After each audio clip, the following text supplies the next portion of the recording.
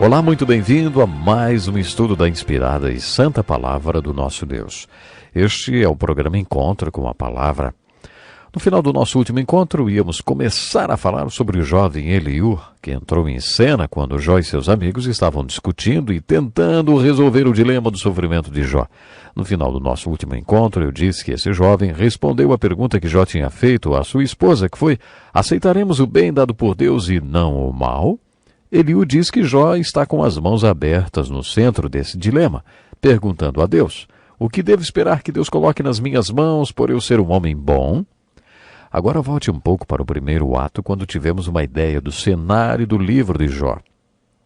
Satanás fez essa mesma acusação contra Jó. Hoje chamamos essa acusação de Satanás de a psicologia da religião, ou o ataque psicológico sobre a religião, o que parece que sempre leva a um ponto. Porque os cristãos são cristãos? Creio que no capítulo 35, versículos 1 a 7, Eliú resolve o dilema do sofrimento de Jó, quando lhe pergunta: você lhe pergunta, que vantagem tenho eu e o que ganho se não pecar? Desejo responder-lhe a você e aos seus amigos que estão aqui: olhe para os céus e veja, mire as nuvens tão elevadas. Se você pecar, em que isso o afetará? Se os seus pecados forem muitos, que é que isso lhe fará? Se você for justo, o que lhe dará? No meio daquela discussão, Eliú disse: Jó, você e seus amigos estão fazendo a pergunta errada. No meio disso tudo, suas mãos ficaram abertas, vazias, gananciosas e sujas. E você está perguntando: o que Deus vai colocar em minhas mãos? Essa não é a pergunta certa. Você se colocou no centro do seu sofrimento e se faz essa pergunta: se eu sempre vivi corretamente, porque tudo isso está acontecendo? Eu esperava ser abençoado com uma vida boa. Seria diferente se eu tivesse vivido uma vida de pecado? Você não vê que você mesmo é quem está no centro de toda essa questão? O que você recebe por isso?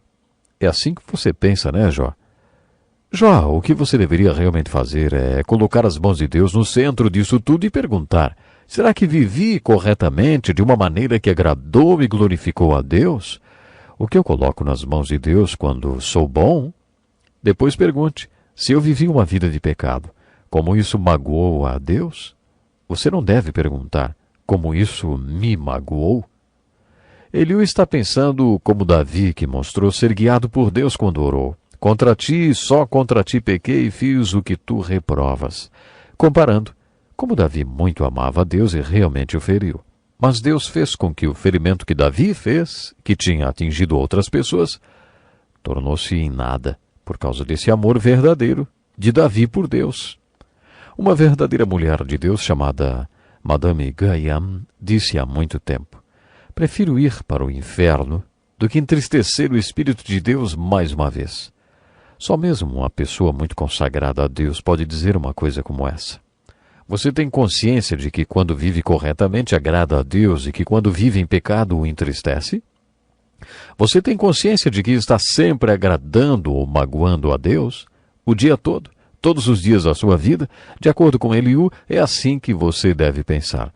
Mas Jó tinha uma outra perspectiva.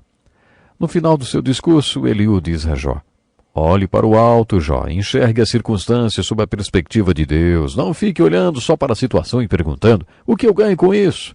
Olhe para o alto e pergunte: o que Deus ganha com isso? Quando os amigos de Jó fizeram seus discursos, Jó os rebateu duramente. Mas ele não rebateu Eliú. Jó simplesmente faz o que Eliú o mandara fazer. Ele olha para o alto e vê Deus em um redemoinho. Jó conversa muito com Deus. Ou será que eu deveria dizer: Deus conversa muito com Jó?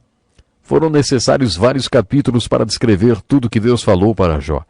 E para a resposta de Jó para Deus, apenas alguns versículos. Esse homem ficou batendo na mesma tecla, dizendo que era justo, mas no final do diálogo com Deus ele muda completamente de opinião sobre si mesmo e diz para Deus: meus ouvidos já tinham ouvido a teu respeito, mas agora os meus olhos te viram. Por isso menosprezo a mim mesmo e me arrependo no pó e na cinza. Deixe-me fazer uma pergunta. Por que Jó mudou de opinião e desprezou a si mesmo no final da sua história? E do que Jó se arrependeu? Arrepender-se significa mudar de ideia e de vontade, mudar o coração. Arrepender-se significa mudar totalmente de direção. Então Jó arrependeu-se do quê? Posso dar uma ideia? Na minha opinião, Jó até então era o que chamam na psicologia dos cursos de religião um crente utilitário. Jó não sabia disso, mas ele tinha uma fé utilitária. Ele era um homem bom, tinha fé, era um homem de Deus. Mas, sem perceber, ele era um homem de Deus por causa daquilo que achava que Deus colocaria em suas mãos, por causa do que ele fazia pelos outros e por causa da sua vida religiosa. Jó não percebeu isso, mas Deus usou o sofrimento para forçar esse homem a ouvir seu coração até que tomasse consciência de que suas motivações eram utilitárias. Quando Jó olhou para o alto, viu cada vez mais claro o que deveria ter visto quando olhou para dentro, para a sua situação. Finalmente, no terceiro ato dessa peça, Jó olha ao redor. Depois de adquirir a perspectiva de Deus, Jó olha para dentro e se arrepende de ser um crente utilitário. Deus dirige-se aos 3 amigos de Jó e começa a rebatê-los. Deus diz a eles que tudo o que disseram a respeito dele e de Jó estava errado. Jó intercede por seus amigos quando Deus os repreende. Então, quando ele orou por seus amigos, Deus dobrou todos os bens de Jó. Muitas pessoas acham que o livro de Jó é a história de um homem de Deus que era muito rico e religioso. Deus tirou toda a riqueza desse homem, mas o homem de Deus continuou forte e adorando a Deus. Essa é uma compreensão muito simplista do livro de Jó. Há uma verdade muito mais profunda que descobrimos ao observar que Deus só dobrou todos os bens de Jó depois que ele orou por seus amigos. Você já tinha prestado atenção nisso? O livro de Jó nos fala de 3 perspectivas de vida que Deus quer que tenhamos. Deus quer que olhemos para dentro até que Ele nos mostre quem realmente somos. Deus quer que olhemos para dentro para enxergarmos o pecado em nossa vida. Deus quer que confessemos o pecado, que descobrimos quando olhamos para dentro. Deus não quer que paremos por aí, não. Se você tivesse que parar aí, sua vida continuaria a mesma, porque você não pode mudar nada então. Mas você pode ser muito analítico e não sair do lugar. A segunda perspectiva de vida que Deus quer que tenhamos é a visão superior. Deus quer que olhemos para o alto e vejamos tudo a partir do seu ponto de vista, da perspectiva de Deus. Deus quer que o coloquemos no centro de nossas vidas para que, independentemente das circunstâncias, nossa resposta nunca seja "mas eu, por que eu?" ou "o que eu vou ganhar com isso?" ou "por que o Senhor permitiu que isso acontecesse comigo?" Se olharmos para cima e enxergarmos tudo sob a perspectiva de Deus, poderemos dizer: Deus, como o Senhor pode ser glorificado através dessa situação? O Senhor permitiu que tudo isso acontecesse, dê-me a graça para lidar e responder a essa situação de uma maneira que eu mostre o Senhor para as outras pessoas. Senhor, de alguma forma o Senhor será glorificado através de tudo isso. Isso nos dá uma perspectiva muito melhor do nosso sofrimento. Quando Jó olhou para dentro e depois para cima e finalmente orou por seus amigos, foi como se Deus dissesse: agora você vai para o primeiro lugar da fila, Jó. Porque o homem que olhou para cima e para dentro é o homem que está pronto para olhar ao redor e ser parte da minha solução e parte da minha resposta na vida dos feridos dentre o meu povo. Há uma verdade muito bonita no final do livro de Jó quando Deus dobra a sua riqueza. Se voltarmos um pouco no primeiro ato, veremos que Jó teve 7.000 ovelhas. Quando Deus dobrou a riqueza de Jó, deu-lhe 14.000. Já tinha 3.000 camelos no primeiro ato. Deus lhe deu 6.000. Deus dobrou todo o rebanho de Jó quando dobrou sua riqueza, mas Deus não dobrou o número de filhos quando dobrou sua riqueza. Quando Deus dobrou a riqueza de Jó, Deus lhe deu 7 filhos e 3 filhas. Por que Deus não lhe deu 14 filhos e 6 filhas quando dobrou a riqueza de Jó? Foi aí que Deus respondeu a uma das perguntas corretas de Jó. Quando um homem morre, acaso tornará a viver? Quando as ovelhas morreram, morreram. Quando os camelos morreram, morreram. Por isso, quando Deus dobrou o rebanho de Jó, tinha que dar a ele o dobro das ovelhas e dos camelos. Mas quando os filhos e filhas de Jó foram mortos, não morreram, apenas foram transferidos para outra dimensão de vida. Por isso, na perspectiva de Deus, para que Jó tivesse 14 filhos e 6 filhas, Deus só tinha que dar a ele mais 7 filhos e mais 3 filhas, porque ele já tinha 7 filhos e 3 filhas no céu. Viu? Para a pergunta de Jó, quando um homem morre, acaso tornará a viver? Foi assim que Deus respondeu. Conheço pessoas que perderam seus filhos e enxergaram essa verdade no livro de Jó.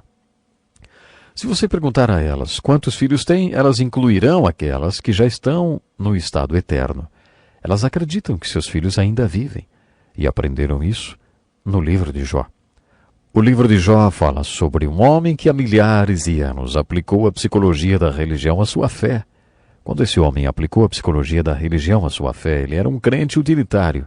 Ele não tinha consciência disso, mas seus motivos eram utilitários.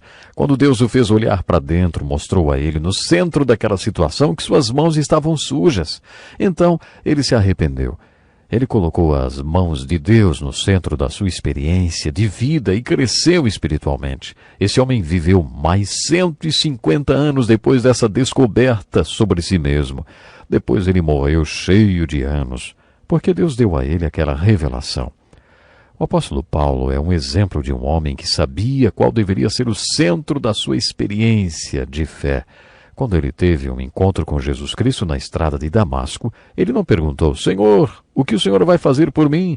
Paulo fez outra pergunta, Senhor, o que o Senhor quer que eu faça?